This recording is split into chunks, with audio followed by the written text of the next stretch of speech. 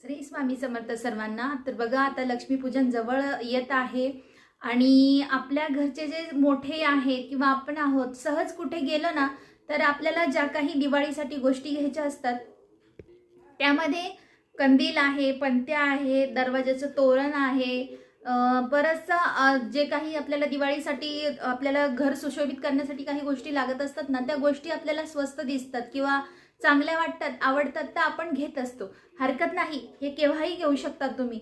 परंतु लक्ष्मीपूजनासाठी जी शिराई आणली जाते, जिला आपण माता लक्ष्मीचं स्वरूप मानतो, ही शिराई असं कोणत्याही दिवशी न आणता एका खास दिवशी आपल्याला आणायचं आहे. तेच आपल्या व्हिडिओमध्ये मी आज सांगणार आहे.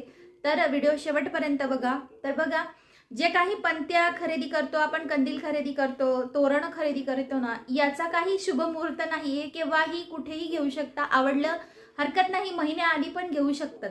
परंतु माता लक्ष्मीचं स्वरूप मानला जाणारा जी शिराई आहे, ज्याला आपण केरसुनी म्हणतो, तर ही शिराई आपल्याला धनत्रयोदशीच्या दिवशीच आणायची आहे. जर ही तुम्ही अगोदर खरेदी केलेली असेल आता, तर हरकत नाही. या दिवशी धनत्रयोदशीच्या दिवशी इतकासा छोटासा का असेना झाडू मिळतो, म्हणजे ज्याला आपण लक्ष्मी म्हणतो, शिराई म्हणतो, केरसुनी म्हणतो, ते इतकंसं का असेना धनत्रयोदशीच्या दिवशीच आणा आणि तिला आपण लक्ष्मीपूजनाच्या दिवशी पूजा करायला ठेवू शकतो. तर हे खूप महत्त्वाचं आहे. कारण की बघा, धनत्रयोदशीच्या दिवशी म्हणतात ना की सोनं घेतलं पाहिजे थोडंफार. धनत्रयोदशीच्या दिवशी या गोष्टीला अनन्यसाधारण महत्त्व आहे की थोडंफार का असेना सोनं घ्या किंवा चांदी घ्या, काही ना काही यापैकी एखादी गोष्ट खरेदी करा, तर आपल्या घरामध्ये खूप बरकती येते. खूप म्हणजे ना, आपल्याला पैशाची कमी पडत नाही, धनधान्याची कमी पडत नाही, कसलीही कमी पडत नाही असं म्हटलं जातं.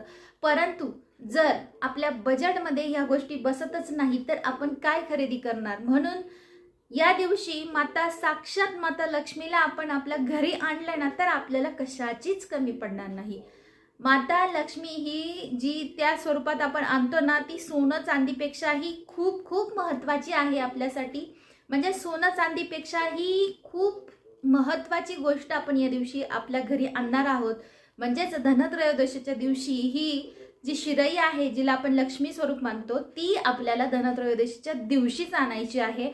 हे तुम्ही लक्षात ठेवा. घेतली गेली असेल तर त्या दिवशी छोटीशी का असेना घ्या. आता घेताना बघा, मी बघितलंय स्वतः, बाजारात गेल्यानंतर या गोष्टी डोळ्यांनी बघितलेल्या आहेत. ज्या शिराई घेऊन विकायला बसलेल्या असतात ना, अतिशय म्हणजे त्यांच्या अंगावर कपडे पण व्यवस्थित नसतात, असे ते विकायला बसलेले असतात आणि त्यांना त्याच्यामध्ये 5 ते 10 ते 15 रुपयाचा फक्त फायदा होत असतो. आणि त्यांनी आपल्याला 40 रुपयाला सांगितलं ना, की समोरून आपल्यासारख्या म्हणतात 30ला द्या किंवा 40ला एक सांगितली ना तर 50ला 2 द्या. माझं एकच म्हणणं आहे की माता लक्ष्मीचा भाव तुम्ही कसा करू शकतात. गणपतीच्या मूर्तीचा सुद्धा आपण बरेच जण भाव करत नाही. ज्या भावात सांगितलं ना, उलट त्यापेक्षा 1 रुपया जास्त देऊनच आणलं जातं. आमच्या घरी तरी ही पद्धत आहे. मला इतर माहिती नाही, पण मला एकच म्हणायचं आहे की देव घडवलेले असतात, त्याचा भाव न करता आपण ती गोष्ट तशीच आणली पाहिजे. तर इतर गोष्टींचं तर ठीक आहे, परंतु ज्यावेळेस माता लक्ष्मीला आपण आपल्या घरी आणतोय, 5 रुपयासाठी मला असं वाटतं भाव नाही करायला पाहिजे. 5 ते 10 रुपयांसाठी तर जे आपल्याला दिसते लक्ष्मी, माता लक्ष्मी, आपल्याला पूजन करायचं आहे आणि ती आपण तशी घेऊन, तिचे सांगितलेले पैसे किती आहेत तेवढे देऊन तिला तसंच आपल्या घरी आणलं पाहिजे. भाव नाही केला पाहिजे. जितक्या मोकळ्या भावाने आपण ती माता लक्ष्मीला आपल्या घरात आणतो ना, तितक्याच मोकळ्या मनाने माता लक्ष्मी आपल्या घरामध्ये वावरत असते, चंचल राहत असते. त्याच्यामुळे माता लक्ष्मीला भाव न करता या दिवशी आपल्या घरी आणा. धनत्रयोदशीच्या दिवशी घरी आणल्यानंतर काही ठिकाणी पद्धत असते की आजूबाजूचे किंवा घरातल्याच 5 बायका तिची पूजा करत असतात किंवा आपल्या घरातली जी सुवासिनी आहे ना, तिने पूजा केली तरीही चालते. हळदी कुंकू लावून तिची पूजा करा, तिचं स्वागत करा, परंतु तिचा भाव नका करू. जर तुम्ही आणली नसेल तर या दिवशी तुम्हाला जी दिसते ना, ती तशीच्या तशी घेऊन या. आणि आता घराघरांमध्ये मोठा झाडू वापरायची पद्धत आहे.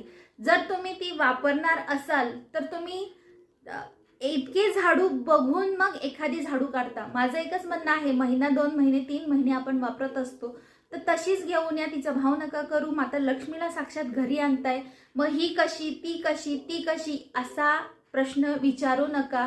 आणि आपल्यामुळे कुणाचा तरी फायदा होतोय बघा. कोणीतरी भुकेलेलं बसतं असतं, त्यावेळेस आपण काहीतरी खायची गोष्ट खरेदी करून त्यांना देतो, त्यावेळेस आपण विचार करत नाही की आपले 20 रुपये 30 रुपये जास्त जात आहे. मग अशा वेळेस विचार नका करू. आपण एकदाच घेणारे आणि एकदाच देणारे. आपल्या 10-20 रुपयांमुळे समोरच्याचं पोट भरतंय तर ही खूप आनंदाची गोष्ट आहे. कारण दिवाळीमध्ये सुद्धा दान धर्म करायची पद्धत आहे आणि तुमच्या हातून ही दान धर्म होत असतं कळत नकळतपणे. त्यामुळे या गोष्टीचा भाव न करता आहे तसंच घरी घेऊन या, त्याची पूजा करा आणि माता लक्ष्मीचं स्वागत करा. तर धनत्रयोदशीच्या दिवशी जर तुम्हाला काहीही खरेदी करता आलं नाही तर ही एक महत्त्वाची गोष्ट आपल्याला, म्हणजेच माता लक्ष्मीला आपल्याला, साक्षात माता लक्ष्मीला आपल्याला घरी आणायचं आहे, ही गोष्ट लक्षात ठेवा. त्यामुळे मन उदास न करता खुश राहा की धनत्रयोदशीच्या दिवशी साक्षात माता लक्ष्मी आपल्या घरी येणार आहे.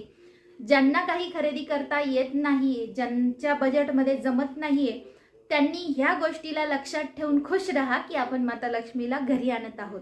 आजच्या व्हिडिओमध्ये इतकाच होता. पुन्हा पुढच्या व्हिडिओमध्ये मी अजून माहिती सांगणार आहे. तर व्हिडिओ आवडला असेल तर चॅनलला सबस्क्राईब करा. पुन्हा भेटूया नवीन व्हिडिओसोबत. तोपर्यंत सर्वांना श्री स्वामी समर्थ.